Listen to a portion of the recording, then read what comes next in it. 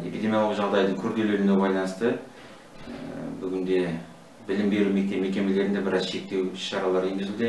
Ол жаңа Қазақстан Республикасы Денсаулық сақтау министрінің 2017 жылғы 611-ші бұйрығы бар. Сол бұйрыққа жаңа қалыптасқан бүгінгі эпидемиологиялық жағдайға байланысты 2020 жылы тамыз айында өзгерту енгізіліп, бұл санитарлық талаптарға сәйкес мектептерде кезекші сыныптар жұмыс жасауына, сонымен қатар 180 балаға дейінгі аз комплектілі мектептер жаңа жұмыс күшейтілген санитарлық дезинфекциялық режимде жұмыс жасауға рұқсат етілген.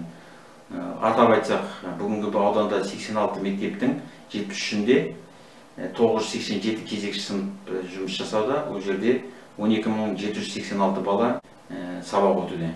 Кезекші сыныптар жұмыс жасайтын мектептерде келесі талаптар сақталған кезде жұмыс жасауға рұқсат етілген. Таңертеңгілік оқушылар мен қызметкерлерді міндетті түрде жанаспайтын термометрия жасау, сүзгі арқылы өткізу, мектептердің алдында әлеуметтік қашықтық қамтамасыз ету мақсатында мектеп ғимаратының алдында асфальтқа таңбалар жасау, таңбалар қою.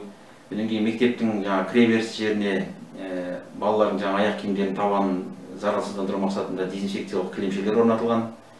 Мектеп ішіндегі әлеуметтік қашықтық қамтамасыз ету мақсатында әр оқушыға бір партаға отыруға, одан кейін сигналды белгілер, таңбалар қойылған. Мектеп ішіндегі балалардың әрбір қызметкерлерінің қозғалысын реттеу мақсатында бір жақты қозғалыс қағидасы бойынша арнайы жұмыс ұйымдастырылған. Ол деген әр мектептің әр қабатында санитарлық бекеттер жұмыс ұйымдастырылған. Ол санитарлық бекеттердің жұмысының мақсаты негізі серуендерден келген балаларды, қоңырау арасындағы балаларды дәретханадан шыққаннан кейін міндетті түрде қолын дезинфекциялық антисептикалық құралдармен өңдеуін қадағалау үшін, сонымен қатар маскалық режимнің сақталуын қадағалау үшін ұйымдастырылған бекеттердің жұмысы.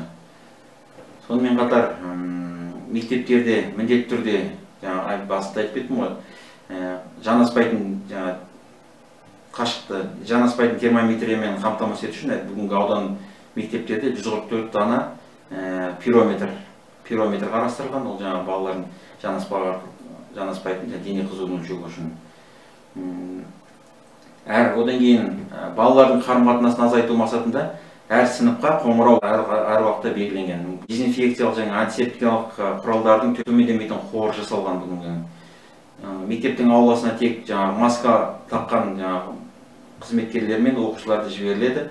Мектептің ауласына балаларды алып келген ата-аналардың кіруіне рұқсат етілмейді. Содан кейін қолданылған бір реттік бетперделер, сүлгілерді бір реттік, соларды қауіпсіз кәдеге жарату үшін арнайы орындарға салып, сол жерге жинап, ары қарай қалдық ретінде көзін жою қарастырылған. Штаттық режимде бүгін жұмыс істеуге біздің ауданда Тескенсу ауылдық округінде орналасқан Толқы мектебінде ғана бала саны 164 болуына байланысты штаттық режимде күшейтілген санитарлық дезинфекциялық шарттарды сақтай отырып балаларға сабақ беруге рұқсат етілген бүгінгі аудан бойынша. Бір мектеп қана.